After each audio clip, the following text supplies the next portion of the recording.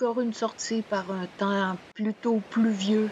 Tout est mouillé, mais c'est un bon moment pour observer les champignons. J'en connais quelques-uns, je vais même pas me risquer à les nommer ici, pour pas induire personne en erreur. Des petites taches de couleur, le son de la rivière qui chante 24 heures par jour. C'est agréable même si on peut pas trop se promener en forêt parce que c'est trop mouillé.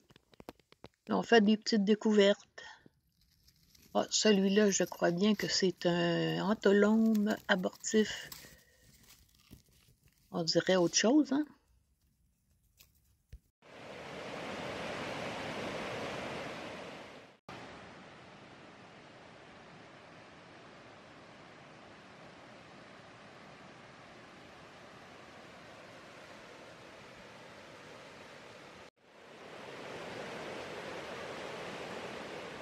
Ah, celle-là, je la connais. Une amanite vireuse. Mortelle. Faut pas la manger.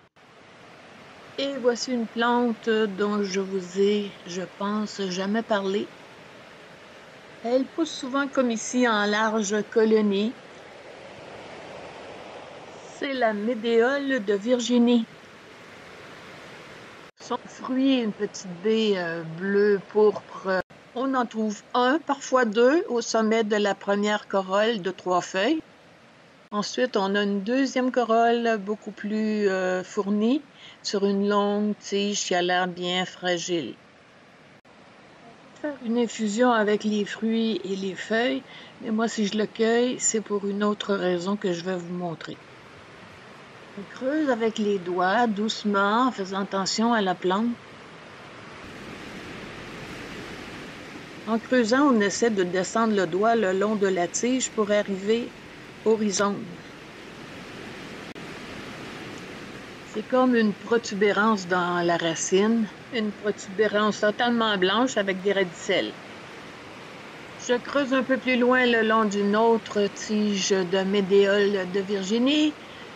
On voit que le sol est bien meuble, un sol riche, plein d'humus. C'est pour ça que c'est facile de creuser avec les doigts. Ici aussi, je trouve un rhizome tout blanc avec ses radicelles. Bon, ça n'a rien à voir avec le médéole, mais je le trouve joli, ce mini champignon. Voici ce que je fais avec le fruit. J'en place un dans le trou que je viens de creuser pour retirer le rhizome. Et comme ça, la plante va pouvoir repousser l'année prochaine. Et qu'est-ce qu'on fait avec ces rhizomes? Après les avoir bien nettoyés, enlever les radicelles parce que c'est désagréable, ça fait comme des poils, on peut les manger crus ou cuits. Puis, on les fait bouillir comme des pommes de terre. Si on les garde crus, ils sont croquants comme un radis ou un concombre. C'est pour ça qu'on l'appelle le concombre sauvage. On le mange.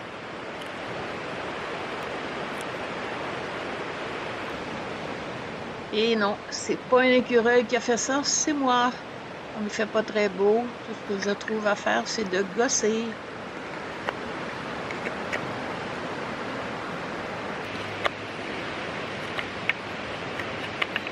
Ça va laisser des traces, mais c'est des copeaux de bois. Dans 2 jours, ils vont se confondre avec le sol.